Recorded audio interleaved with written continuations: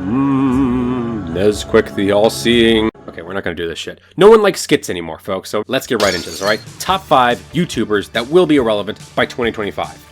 In my opinion. Alright, now let me lay down some ground rules. 1. I'm a little biased, alright? The cards on the table here, folks. A couple of the people I'm mentioning here, it's not just that I don't think they'll be relevant, it's that I don't want them to be relevant. There's a little bit of hope in my speculations. That will probably color my view a little bit, okay? The other thing is well, what defines irrelevant? Glad you asked. What defines irrelevant? I do! Aha! See? House always wins, right, folks? No. Look, a lot of these creators are really big, literally millions of subscribers, so to expect a kind of creepshow art decline is pretty unreasonable, I'd say. As such, we're gonna have to define relevancy in a bit more of a honor system kind of way, right? In 4 or so years' time, we'll have to take a look at their views, see what they are compared to now. We'll have to kind of gauge, anecdotally, just how important they are to the conversation, right? Do people still give a shit about them? And I'm not talking about like in a rice gum way where they're only relevant because, oh, what scam did he pull off this week? I'm talking about in a way that actually people like and will look up to in some vague fashion, right? But with that being said, let's get right into it. Now, before we get into it, folks, I want to remind you to unsubscribe. Unfortunately, most of the people watching my videos are subscribed, and I need you guys to get lost so I can make room for new people. Thanks. Let's get back to the video, shall we? Thumbnail boy himself, Mr. Ethan Klein. Okay, look. When I was saying, hey, some of these people I don't like, and this is kind of wishful thinking, yeah, I was talking about Ethan Klein. I don't think I'm the only person that's tried to dunk on Ethan Kleiner in the past, right? The man has just grown unfathomably unlikable, to the point where he's basically had to change horses in the middle of the river and completely switch on audiences in the last year or so. Now, as it looks, Frenemies is over, Trisha Paytas has walked. You're a fucking cunt! Like, congratulations, you ditched the bitch! Now what, though? Oh yeah, you had no plan. Oh, okay. Let me get my wife on here. Oh, she's fucking boring. Okay. Let me get my parents on here. Mommy, please help me make some content. Fucking cringe in the chat, guys. Cringe. Oh boy, this is fun. I'm having a little too much fun right now. Hey Ethan, here's a thought. Maybe you should hire some fuckers that are actually worth listening to instead of these fucking idiots. Like, seriously, does anyone really know their names? Does anyone really give a shit how much they contribute other than just sucking Ethan's cock and, basically putting the things up on screen, right? But even if by the grace of God you somehow retain some of this by morning, I know you won't be mad because Ethan's a great guy, and an even greater boss. It really upsets me when people talk shit about you. Even if I hate on something, I'm actually a pretty detached person. I don't actually get really mad about anything. Like, it's bluster, you know what I mean? They just do the technical work that Ethan doesn't want to do anymore. While Ethan, the alleged talent, is apparently so untalented, he basically had to get Trisha Paytas and his parents and literally every other person on YouTube to try and prop up his content. Because he's so funny, right? But I am awaiting with bated breath to see how H3H3 gets out of this one, because I just don't think he will. Like, who gives a shit about H3H3 anymore? He is the quintessential get rich, stop trying. Look at him. He's so old. Would you guess that he's a man in his mid-30s? And this is what he looked like only 3 or 4 years ago. This dude has aged so much. This job has just sucked his soul and his youth out right through his ass. Which is what he frequently talks out of too, I know, dumb joke, but I got a smile out of somebody, so I'll take it. I mean, just the rotting hubris on this guy is what really gets me. And by the way, side tangent here, I don't usually promote violence against children, but if you own Teddy Fresh merch and have worn it, either right now or sometime in the last month, can you please slap yourself? You're stupid. Like, come on, guys. It looks like garbage. Separate the clothes from the content creator and realize it looks like your mom dressed you for your first day of kindergarten. Like, these sickening pastel colors, they look really lame. And congratulations, you get to pay through the fucking nose for that really lame look. But, okay, that's neither here nor there, right? I mean, he's just not fun. That's the problem. I took a community poll here recently of who's the better content creator. Not person, but content creator between himself and Keemstar. And Keemstar won pretty handily. And I gotta completely agree. This is, I don't like to reference this video too much because it's really poorly made, but one of my first videos was about the content nuke. And in it, I said this. I must admit, of the two of them, while I dislike Keemstar more, I also like him more. I have more of a begrudging respect for him because every now and then, he just nails somebody. And I gotta fucking agree with my past self. Keemstar is entertaining. He's smug. He's shitty. He says things that are objectively wrong and that hurt people. But there's kind of this underdog, energetic charm to him. Some people are mad because I'm bullying you and Ricky, your handicap. But I'm just thinking to myself, if God can do it, why can't I? Yeah, it makes me kind of long for like an alternate universe where H3H3 Productions got caught at like 200,000 subscribers and never grew beyond that. I wonder what kind of industrious, humble, hungry Ethan we would have had. Well, Ethan, you blew it again. I'll just have to come back and bring the ratings up with my sparkling personality. What did Rice Gum call her? Mumbling Mary.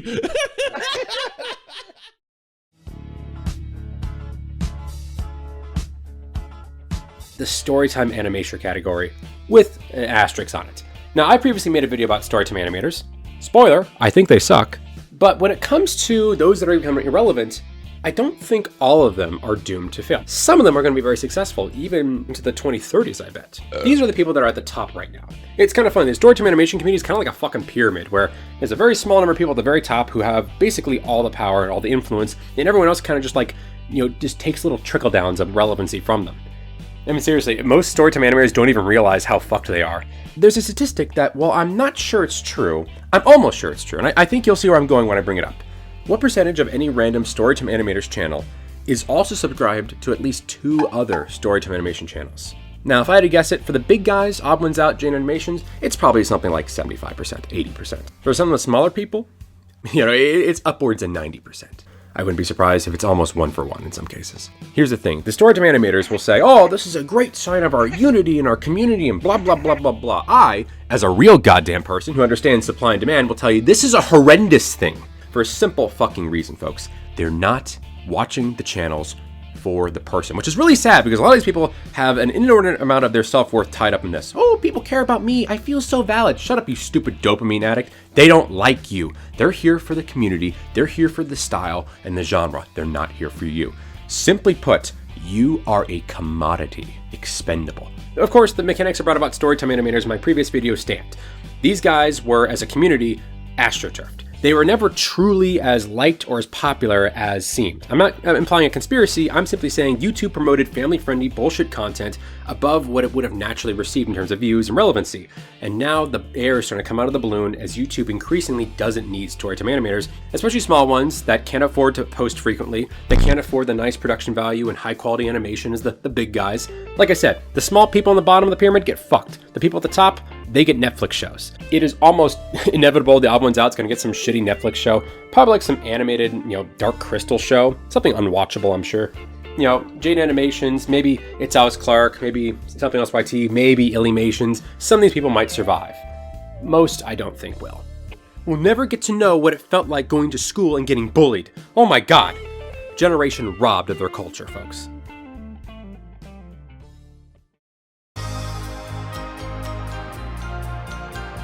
Liza Koshy. Now, I'm going to be honest. Of all the people I mentioned on this list, Liza Koshy is the one that I kind of was most hesitant to put on here, because is she even relevant? And furthermore, is she even a YouTuber anymore? And by the way, I hate to do this again to you folks here, but I kind of duped you a little, because this is not just a singular person. Oh no, it's a theme round, folks. We got Liza Koshy, Lele Pons, and Lily Singh. Now, why am I lumping all these people together, right? It's kind of weird. Well, Nezquik, you look at this. Lele Pons is a Mexican woman. Lily Singh, I believe, is a Canadian Indian woman. And Liza Koshy is a African American woman. So, is it just me here, Nezquik? Or, okay, no. Let me get out and address these accusations ahead of time. Yes, I hate women. Yes, I hate minorities.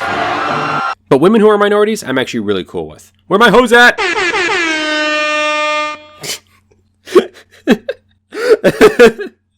I think this is the first time anyone has ever referred to Harriet Tubman as their hoe.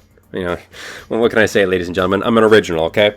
No, I knew one of you dummies was going to bring up that these are all, minority women, so I figured I'd kind of get out there and make a joke of it ahead of time. To be very frank here, I don't hate any of these women. I actually, for their part, I think they're quite industrious and they've worked very hard to be where they're at. Their biggest crime, in my eyes, is just being unfunny. I'm gonna go.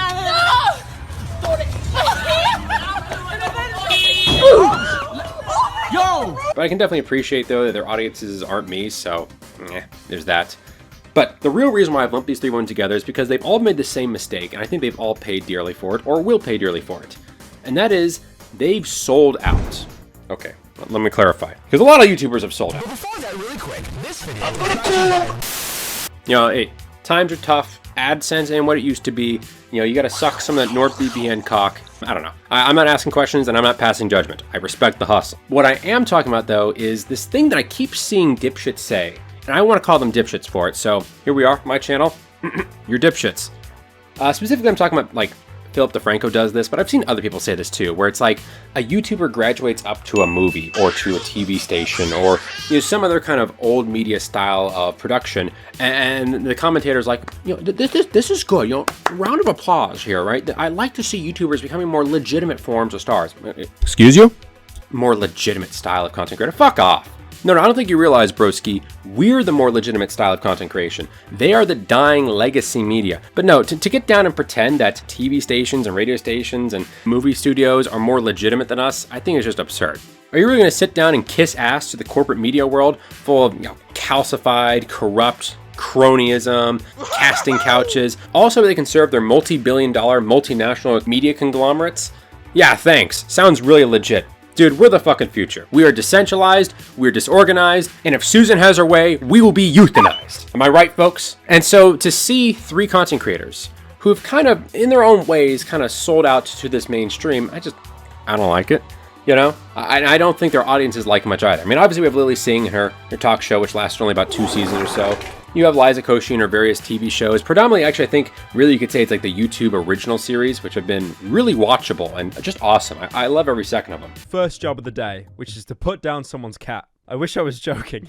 I'm not even sure what the punchline is, like how emotionally attached the man is to his pet. He used to eat my socks and my toothbrush and my 10-inch anatomically correct sweater. Ah, that's the joke. Funny sex reference. I get it now. 5 stars. But even someone like Lily Singh has really made the rounds on doing interviews, and she really gets talked up as like one of the most influential people on the internet, which... Really? It's like, fuck, dude. I could think of 30 more influential people on the internet, you know?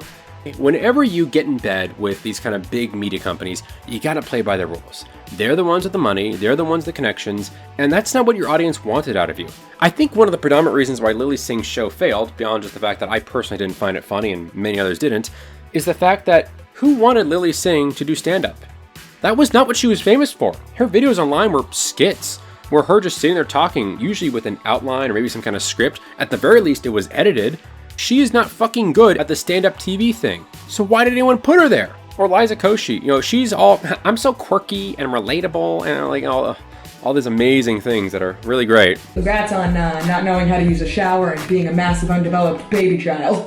Where's your mama? Wanna go suck on her poopies? So why did anyone think that putting her in a YouTube original television show, in essence, was a good idea? You suck out one of her most powerful qualities. Her realness, her relatability. God, you people that came up with this shit are fucking stupid. And look at me.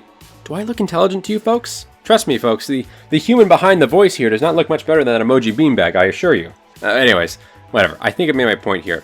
Whenever you ascend, quote unquote, to legacy media, what inevitably happens is not you drag them up to our level, no, you get dragged down to their level.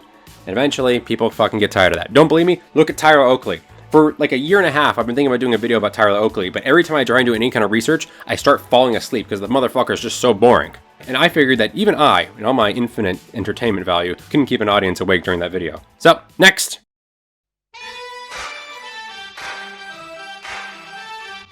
You know, you don't know this, but this video, I literally had the idea for it back in August 2020. I've been kind of recording it and working on this video for a long time. And you know, this is the section that I think I've had to re-record the most because it's the one that hurts the most, folks, ladies and gentlemen, being honest. But this section, it's about Idubbbz. I know what you're thinking. OnlyFans, simp, sex work, bazinga, right? I'm not gonna lie and say that that video didn't have a important piece to play in this grander tragedy, right? It is a pivotal, if you cannot also perhaps say seminal moment in the Idubbbz story. But that's not the full thing. I've seen a lot of people kind of completely misunderstand the Idubbbz story. They don't seem to understand why his fans suddenly disliked him. The internet's reaction to what happened with Anissa was very strange. Ian himself never did anything and was absolutely slaughtered by his fans, yet when we see other creators involved in far worse things, the response in some cases is a lot more tame. But when you look at it, Ian was always treated differently. He could say things others couldn't and got away with it, so in that sense, maybe it wasn't surprising that he was treated differently here. His growth on YouTube was mainly as a result of creating very watchable and entertaining series. Oh wow, great analysis there, buddy, thanks. Now, let me try and fill in the details here as a former Idubbbz fan, alright? To be very frank, Idubbbz' simp thing, I didn't care. I actually thought it was funny. When I first saw it happen, I was like, that's kind of silly. You wouldn't expect it to that. And then I moved on. I remember I was sitting there laughing with my brother about it, and then we moved on. We didn't care. I was like, oh, whatever. Like, oh, I'm not gonna fucking hold Idubbbz responsible for the alleged sins of his lustful, girlfriend. Like, I don't fucking care. Whatever. Yeah, maybe he's criticized people like her in the past. Well, whatever. Whatever, right? And to be quite frank, he actually then put out a response that I thought was genius. It's this Twitter response here. No more Mr. Nice Simp. That's fucking great. That was the perfect reply. Not only because it wasn't on YouTube, so that way it was just on Twitter where if you cared you could see it, but it wasn't like in front of his whole audience's face. But also, it's funny, it's irreverent. It's kind of like, yeah, he acknowledges it, but he's kind of playing into the joke of it. And then he dropped this banger. I mean, what can I say about the video that hasn't been said already? This is one of the most analyzed videos Idubbbz has ever made. I'm not going to sit here and say, oh, Idubbbz is a hypocrite for his thoughts on sex work, because I don't care. It was pretty obvious to me when he said, like, oh, you're a whore. He didn't, like, mean that directly. It was all kind of a joke, But there are a few moments that they really show something deeper or more wrong. I mean, first off, there's a moment where he kind of calls out, like, a kid in his audience, which, look, hey, you put shit on the internet, talk shit, get hit. I agree with that, but it just felt a little off for Ian to do that, right? It's kind of like, Idubbbz is like your weird big brother. He like blows shit up and shoots guns and hangs out in sewers. It has all sorts of good. It has fish in it, and it.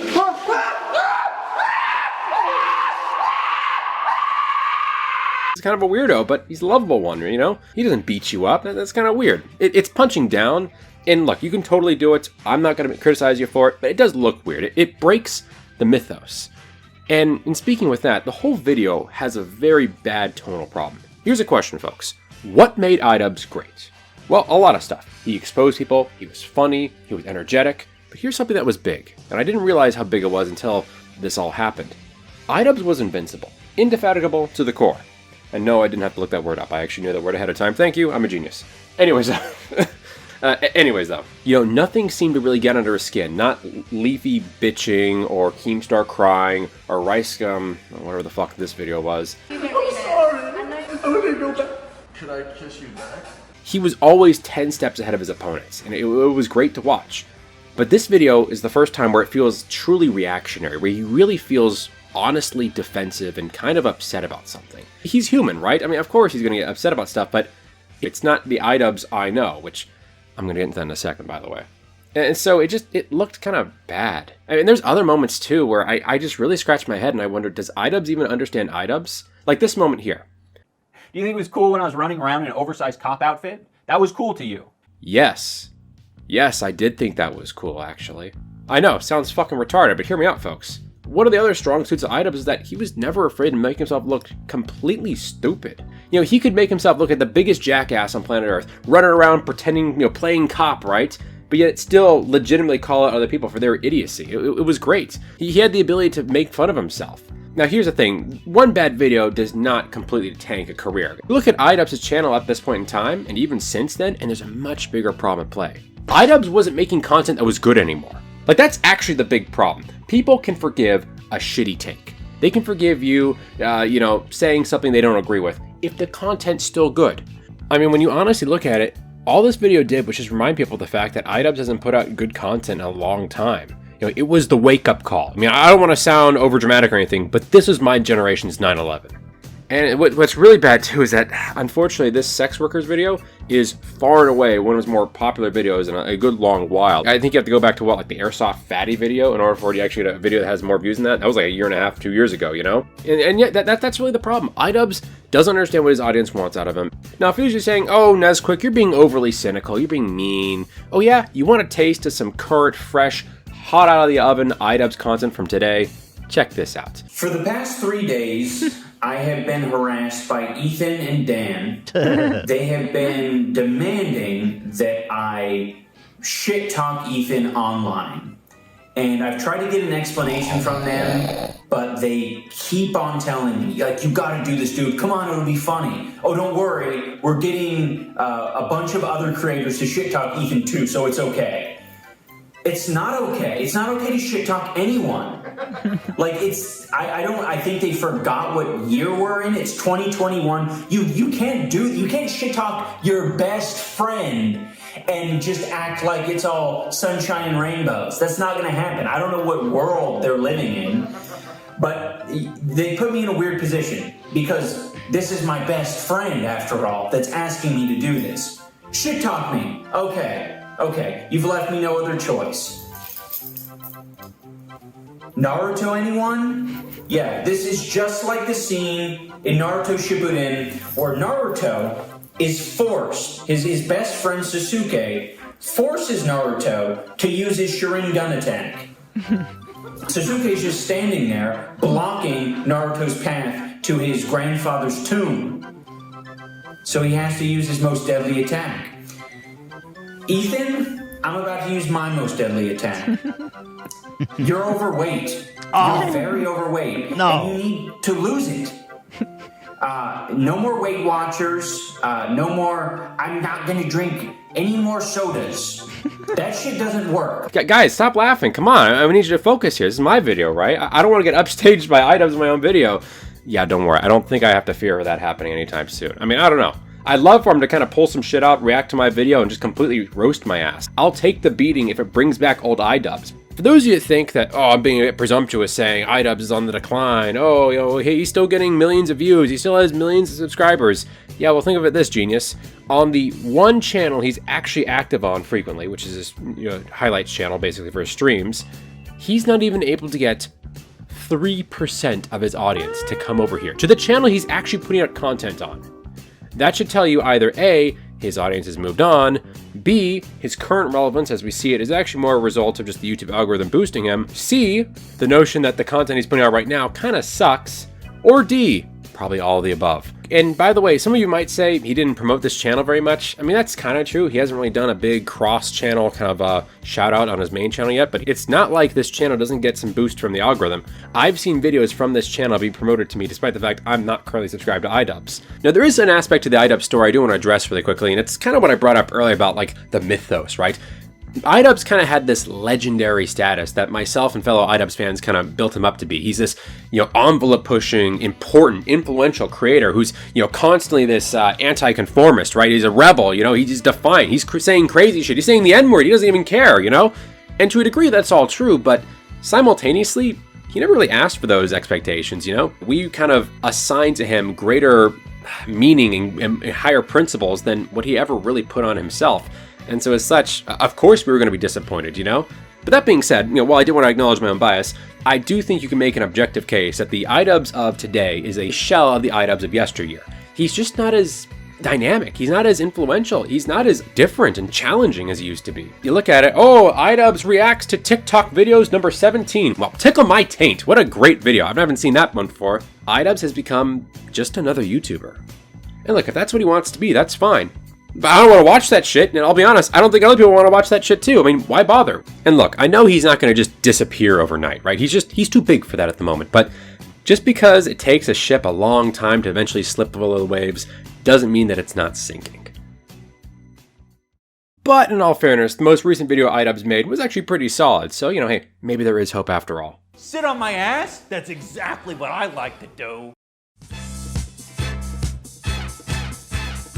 All right, number 5 here. This one, I think I'm probably going to receive the most pushback for because of all the people I've mentioned, he probably has the most people that actively like him. But it's Joe Rogan. What? The baldest, biggest podcaster in the world? Yes. The lesson here, folks, with Joe Rogan is a very simple one. It's called, who fucking listens to Spotify? No, actually, I have nothing against Spotify. The problem is not that he signed on with Spotify. It's that he signed on with Spotify exclusively. And that's the fucking kicker, folks. The lesson here is make your content as easy to consume as possible. be more accessible. That's part of the reason why I put my content on every fucking platform that will let me. Not just because I'm afraid YouTube is going to wipe my ass out one day, although that's a very real possibility, but more because if there are some people that will only use BitChute, or they'll prefer to use BitChute. So if I upload my videos on BitChute, that's going to reach more ears, just naturally. Same for Odyssey, same for Rumble, same for Brighteon, same for JoshWho.tv. You guys ever heard of this fucking place? It's so weird. And hey, they let me post videos there, so I appreciate them, you know? You want to make your content as easy to consume as possible. And I think that by going to Spotify, you're losing out on some of that. You know, there are some people that are like, they don't give a shit about Spotify. They don't want to go to Spotify. And it doesn't matter that you're Joe fucking Rogan, biggest podcaster in the world. They simply just won't go. The best example I can kind of show of this is the Mixer debacle, right? For those who don't remember, Mixer was kind of a Twitch alternative. It was trying to be another streaming service like them. Ultimately ended up failing a year or two ago. And that's kind of the part that everyone remembers. The fact that Mixer couldn't make enough money to not go bust. But everyone kind of forgets the fact that Mixer got on Ninja, and I think they also got Shroud. I think that's his name. I don't know. They got Ninja and they got Shroud, all right? Two extremely big streamers to have exclusive deals on their platform. And while, yeah, that sort of helped Mixer a little bit, obviously not enough, it actually ended up hurting Ninja and Shroud a bit. If I remember correctly, they actually had significantly lower views and sub amounts on these platforms. Now, granted, these guys said, yeah, it didn't matter because I got a fat fucking check, and that fat fucking check means that I have total job security. I don't have to worry about the stress of getting a lot of viewers in. And that's cool, but in terms of relevancy, they all took a hit from that. And so I think a similar phenomenon is working its way with Joe Rogan. Joe Rogan, I imagine, he's still going to be huge. I'm definitely stretching the definition of irrelevant when I talk about Joe Rogan in 5 years, I imagine. But I still think he's going to be significantly less relevant, not as important, not as culturally influential as he is today by an order of magnitude. There you go, folks. 5 people who I think are going to be pretty irrelevant by 2025. And like I mentioned earlier in the video, I wanted to try and hit different reasons why people become, unpopular over time, right? Whether it be they let their ego get in the way, they let mainstream media dictate who they were, maybe they forgot what their audience wanted. Regardless, there are a near infinite number of ways to fuck up this job. Which is why, even if I'm wrong about the specific points I made in this video, I feel pretty confident in my predictions overall, actually. The reason why is because, YouTube just changes so radically. Even over like 5 or so years, it's pretty easy to say something that's popular now won't be popular later. Let me put it in the mindset here, folks. 5 years from this moment was 2016. Leafy is here was one of the biggest, hottest content creators out there. Idubbbz, a content creator infamous for saying motherfucking nigger fag, was also one of the big guys. We hadn't had all the Dramageddons yet. We hadn't had, the 3 a.m. challenges. For fuck's sake, wasn't the debate between Richard Spencer, Sargon of Akkad, and Styx Hexenhammer on trending? Wasn't like top of trending? Nowadays, we have people that censor words like murder, kill, predator. This is my favorite, homophobe. I literally saw a video where a channel bleeped the word homophobe. And let me be very clear, folks, they did not censor the word faggot. They did not censor the word gay. They did not censor the word homosexual. Literally, they censored the word homophobe. You're telling me with that kind of change in just 5 years' time, that in 5 more years' time, give or take a year or so, that this kind of shit's not going to happen again? And of course, folks, my predictions are also bolstered by the fact that, I'll be honest, as I predicted in the past, I don't see things going well for YouTube in the next 5 or so years. Once again, looking at the changes the platform itself has made and who they've kicked off, I'd be surprised if I was allowed on the platform. Dude, I've said retard how many times in this video? I said faggot uncensored, even just as an example of a word. That's still punishable these days, isn't it? So, I don't know. People like me and all the kind of fun, weird people in the world, our time's kind of limited here on YouTube. But there you have it. So, hope you guys enjoyed the video, and I'll see you in the next one. Bye.